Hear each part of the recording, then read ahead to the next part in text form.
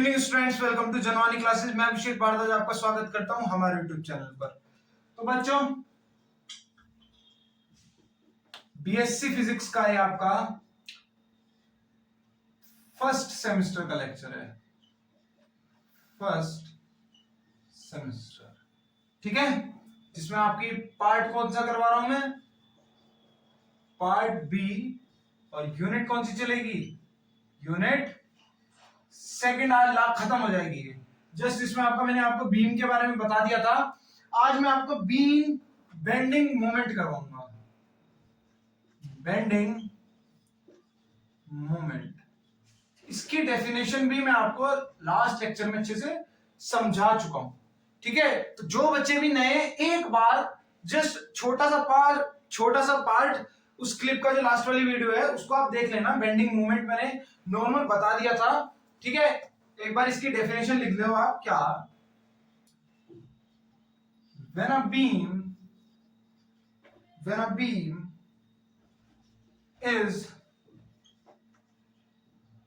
beam is bent by applying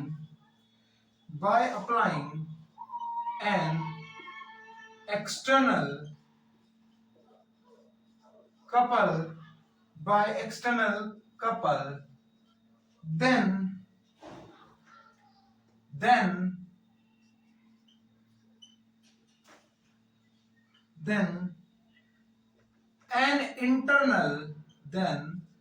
an internal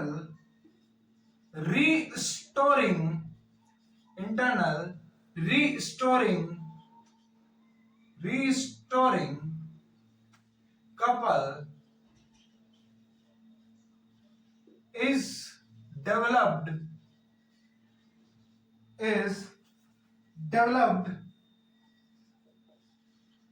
at each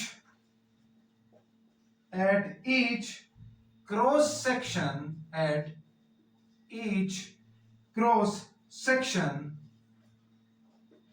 of the beam due to its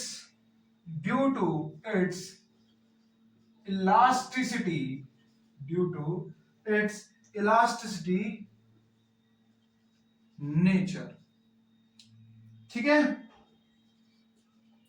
when equilibrium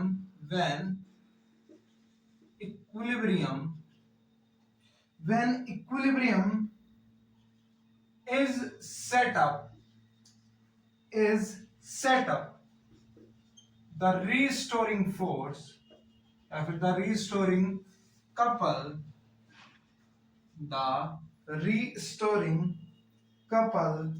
is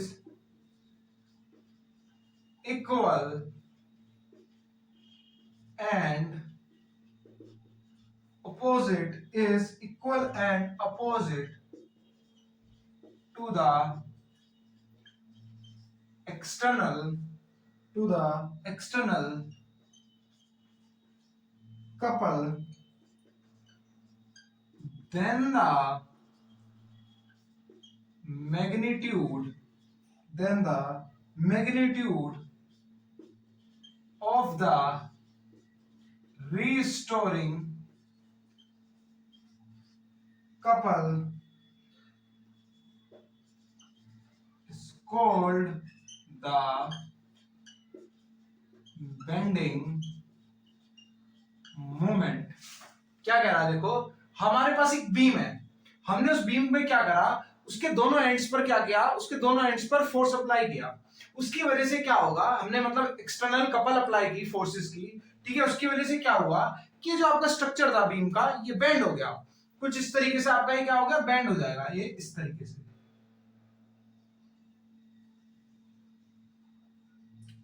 ठीक है। कुछ इस तरीके से आपका बैंड हो जाएगा। ये मान लो आपकी क्या है, ये आपकी वो न्यूट्रल फिलामेंट है, ठीक है। न्यूट्रल फिलामेंट कौन सी फिलामेंट होती है?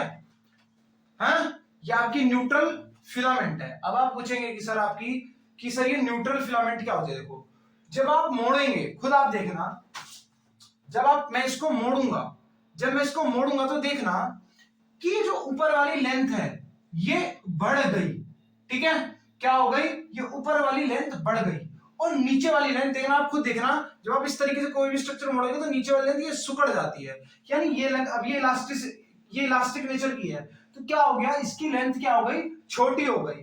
तो न्यूट्रल फिलामेंट आपकी वो फिलामेंट होती है जिसकी लेंथ ना तो घटती है मोड़ने पर ना ही बढ़ती है, वो आपकी स्ट्रेट में भी एल थी और ऐसे भी आपकी क्या है, एल ही है, ऐसे भी एल थी और ऐसे भी क्या है, एल ही है, या भी क्या कहलाती है, न्यूट्रल फिलामेंट कहलाती है, ठीक है।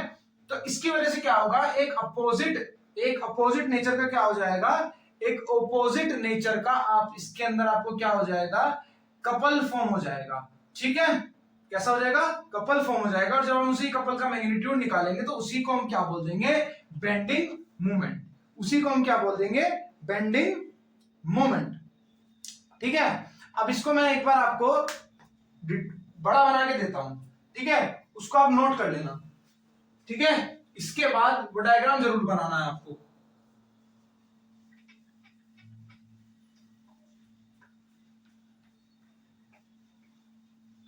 अब देखना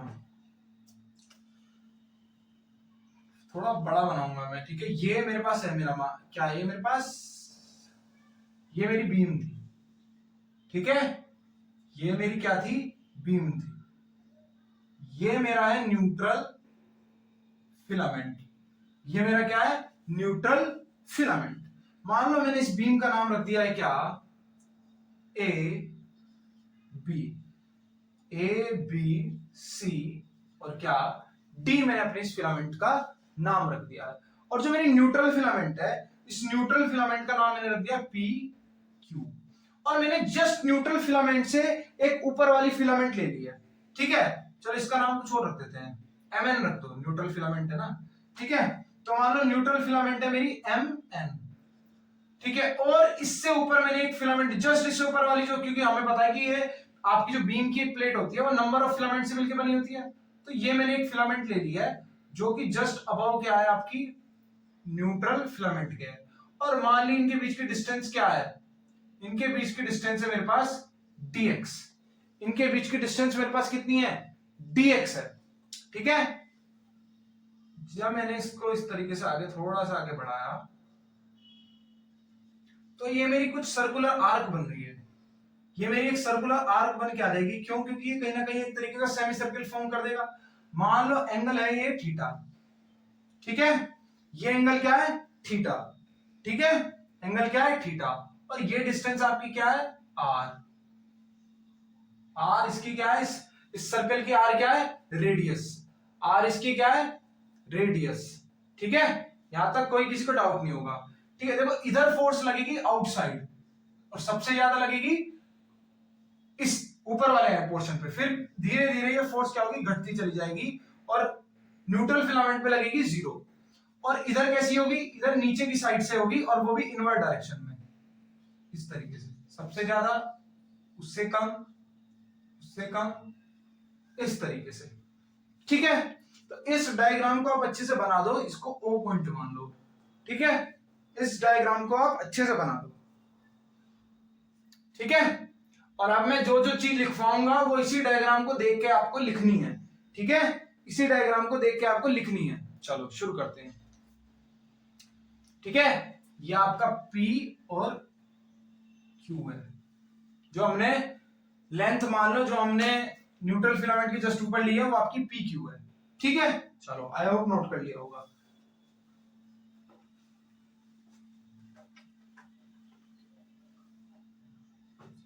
ठीक है, अब लिखना शुरू करो, क्या,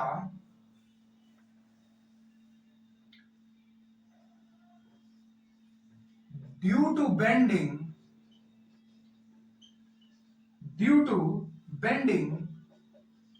the filaments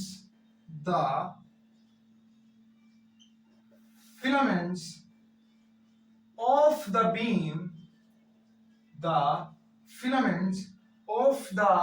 beam above the neutral surface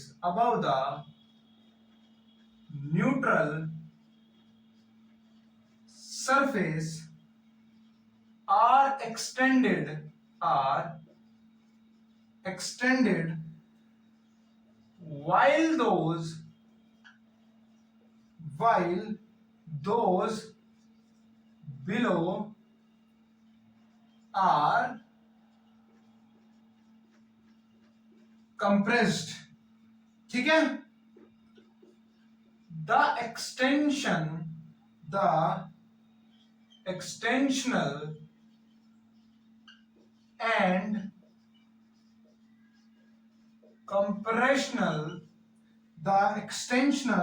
and compressional forces decreases as we move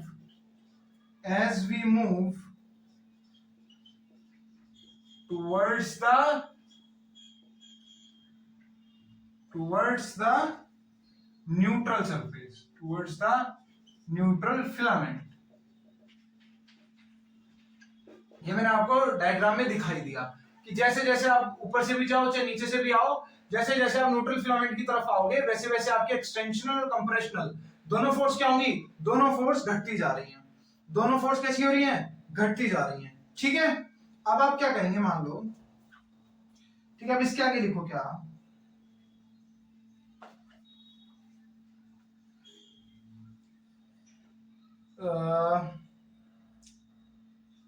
ठीक है, अब क्या करेंगे आप देखो, consider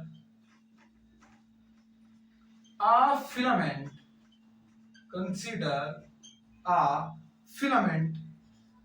PQ at distance x above the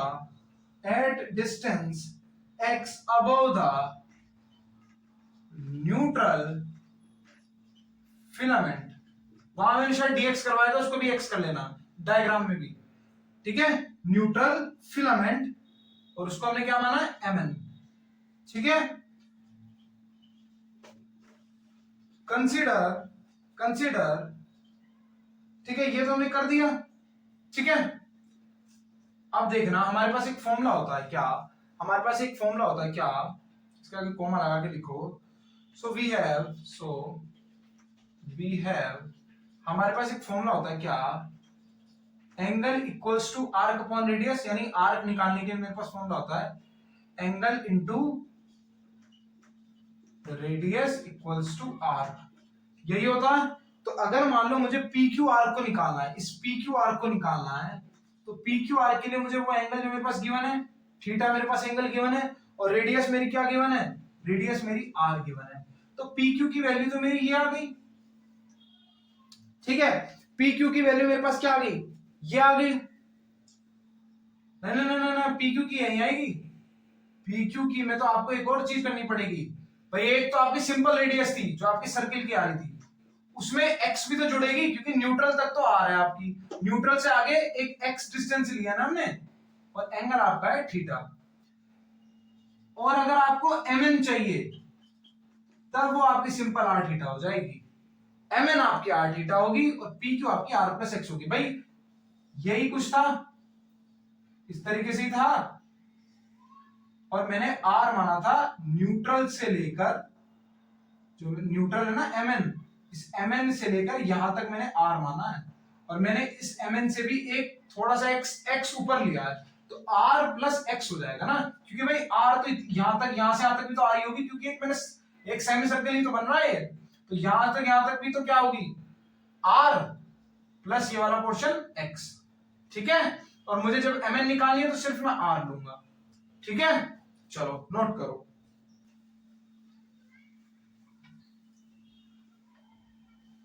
अब आगे चलेंगे, क्या लिखना है, before bending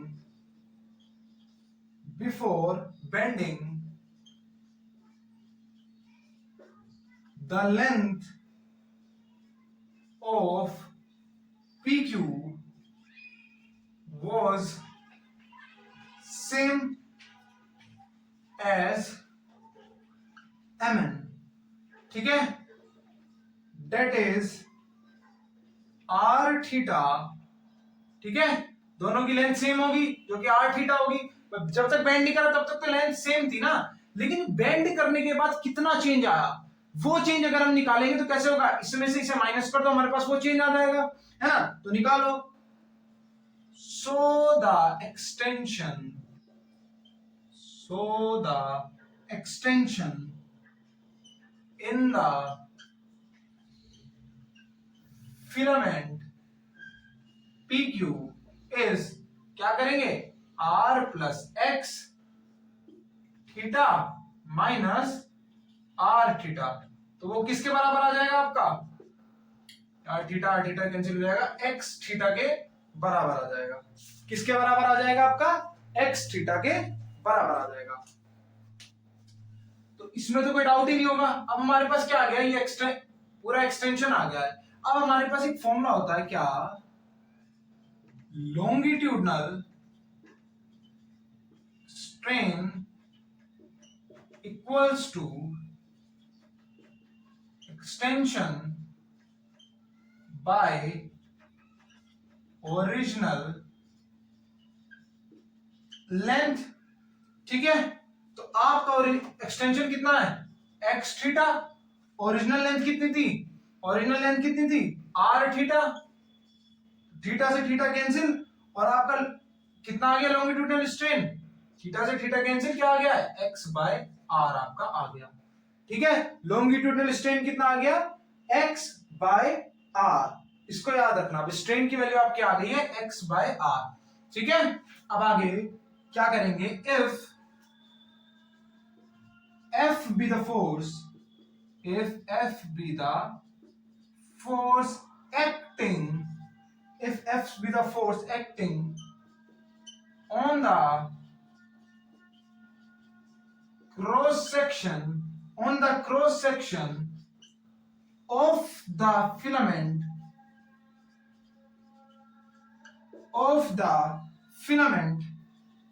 and A be the area, if A be the area of cross section, if A be the area of cross section, then young modulus आपको निकालना होगा, तो क्या करना पड़ेगा, स्ट्रेस अपॉन स्ट्रेन, और स्ट्रेस आपका क्या होता है, फोर्स अपॉन एरिया, स्ट्रेन आपका क्या है, x बाय r, तो क्या आ जाएगा आपका ये, क्या आ जाएगा आपका ये, ठीक है। तो आपकी फोर्स की वैल्यू क्या आ जाएगी, आपको भी फोर्स निकालना था ना, फोर्स की वैल्यू आपकी क्या आ जाएगी, Young modulus into x by r, एक सेकंड, यंग मॉडुलस और y a x by r equals to f, ये आपकी वैल्यू आ जाएगी, ये आपकी उस फोर्स की वैल्यू आ जाएगी, ठीक है, ये आपकी उस फोर्स की वैल्यू आ जाएगी। अब अगर मुझे मूवमेंट निकालना है, कपलिंग मूवमेंट निकालना है, यानी उस कपलिंग फोर्स को निकालना पड़ेगा, उस कपल को निकालना पड़ेगा। तो उस कपल को निकालने का फॉर्मूला मेरे पास क्या होता है, force into perpendicular distance. Force मेरे पास आ गया है, परपेंडिकुलर डिस्टेंस मेरे पास है पहले से ही, ठीक है। परपेंडिकुलर डिस्टेंस मेरे पास क्या है, वो परपेंडिकुलर डिस्टेंस मेरे पास क्या है, x, ठीक है। तो मैं क्या करूंगा, इस x की मल्टीप्लाई करवा दूंगा पूरा मोमेंट निकालने के लिए। खैर इतना नोट करो, बताता हूं।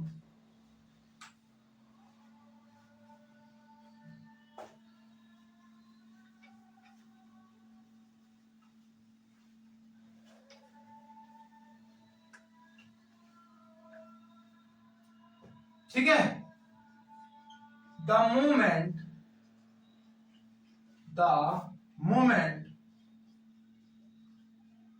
of this force about neutral filament about neutral filament is क्या हो जाएगी, फोर्स इनटू परपेंडिकुलर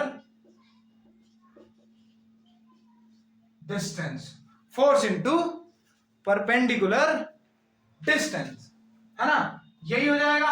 अब आपके पास फोर्स क्या है, फोर्स की अभी वैल्यू निकाली हमने, फोर्स की वैल्यू क्या है, फोर्स मेरे पास कितना आया था, y A x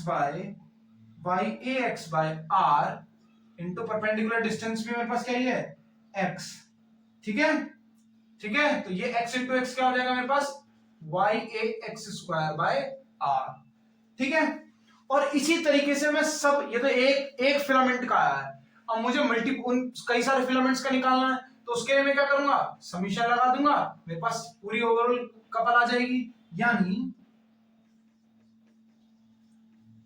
the sum of the moments of the force acting over the whole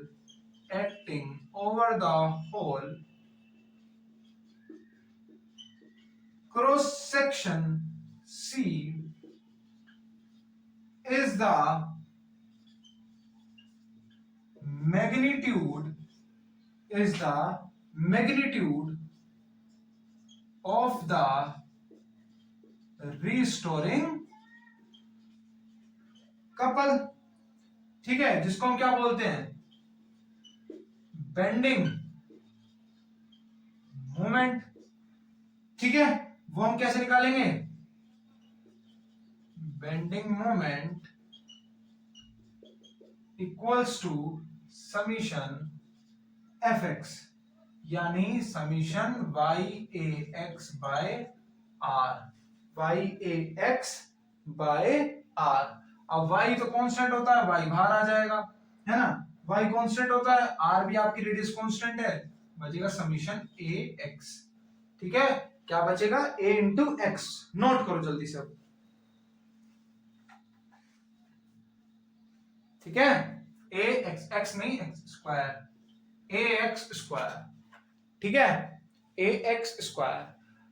अब देखो, जैसे आपका मोमेंट ऑफ इनर्शिया होता है ना, मोमेंट ऑफ इनर्शिया आपका क्या होता है, I X square, I equals to M X square. तो यहां पर देखो एम एक्स स्क्वायर ना होके ए एक्स स्क्वायर है। ठीक है, वो आपका था मोमेंट ऑफ इनर्शिया, वो आपका क्या था, मोमेंट ऑफ इनर्शिया। ये आपका कहलाता है ज्योमेट्रिकल मूवमेंट, ये आपका क्या कहलाता है, ज्योमेट्रिकल मूवमेंट। इसे आप आई जी से रिप्रेजेंट भी कर सकते हैं। क्या कहलाता है आपका, ज्योमेट्रिकल मूवमेंट। जैसे आपका मोमेंट ऑफ इनर्शिया है ना, सिमिलरली आपका ये इस तरीके से, अभी चलो पहले आप नोट करो फिर बताता हूं।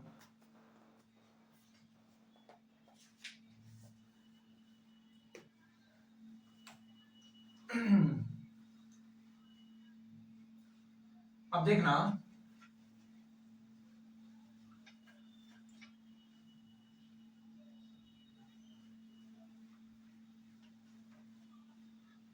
देखो समझो, आपको पता है क्या कि अगर आपके पास एक फॉर्मूला होता है किसका, मोमेंट ऑफ इनर्शिया का, है ना, क्या होता है, समीशन एम एक्स स्क्वायर या एम आर स्क्वायर, है ना, इसी तरीके से होता है, एम एक्स स्क्वायर होता है बेसिकली। ठीक है, ये आपका फॉर्मूला किसके लिए होता है, ये आपका होता है मोमेंट ऑफ इनर्शिया के लिए, है ना, होता है मोमेंट ऑफ इनर्शिया। ठीक है, अभी राइटिंग में मजा, ये नोट करने वाली चीज नहीं है, जस्ट समझा रहा हूं। ठीक है, फिर भी लिख देता हूं, चलो, मोमेंट ऑफ इनर्शिया। इसी तरीके से आपके पास एक ज्योमेट्रिकल इनर्शिया होता है, जिसको हम रिप्रेजेंट करते हैं समीशन ए एक्स स्क्वायर से। ठीक है, ये आपका कहलाता है ज्योमेट्रिकल, इसे ए जी आई जी से रिप्रेजेंट कर देते हैं। ये आपका कहलाता है क्या, ज्योमेट्रिकल। अभी लिखवाऊंगा मैं, अच्छे से लिखवाऊंगा, ज्योमेट्रिकल इनर्शिया। ठीक है, ये आपका क्या कहलाता है, ज्योमेट्रिकल इनर्शिया। ठीक है, तो ये आपका रिप्लेस हो जाएगा ज्योमेट्रिकल इनर्शिया से। ठीक है, चलो अब इसको अच्छे से लिखते हैं। ठीक है, सिंस, देखो अब देखो, since summation A X square, since summation A X square is a quantity is a quantity analogous to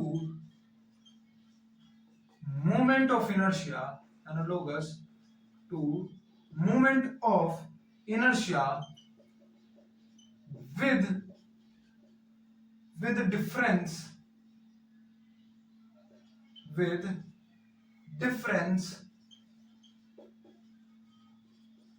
that mass has been replaced by area A, and it is called geometrical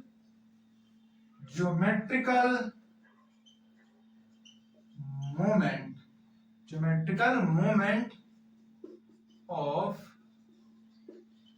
inertia। ठीक है, जिसे आप आई जी से represent करते हो या आई से भी रिप्रेजेंट कर सकते हो। ठीक है, देन बेंडिंग मोमेंट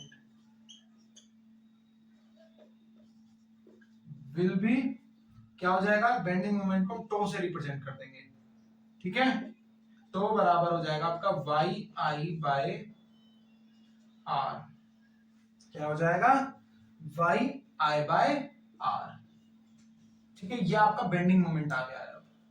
ठीक है, ठीक है, और इसके आगे भी छोटी मोटी चीजें उन्हें और लिख लो। ठीक है, देखो, since at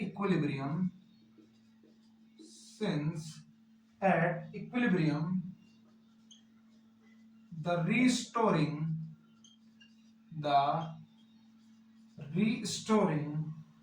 couple is equal to the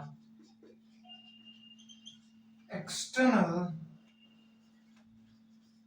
couple toe. So we get toe बराबर yi by r। ठीक है,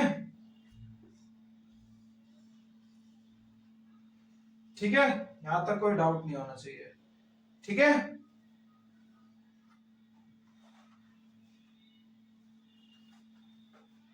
ठीक है, हो गया नोट। यहां पर आप लिख भी सकते हो क्या कि आपका रिलेशन है एक्सटर्नल कपल और आपका रेडियन में। ठीक है, ये एक रिलेशन भी आपका है यार। ठीक है, चलो फिर नोट करो फटाफट से।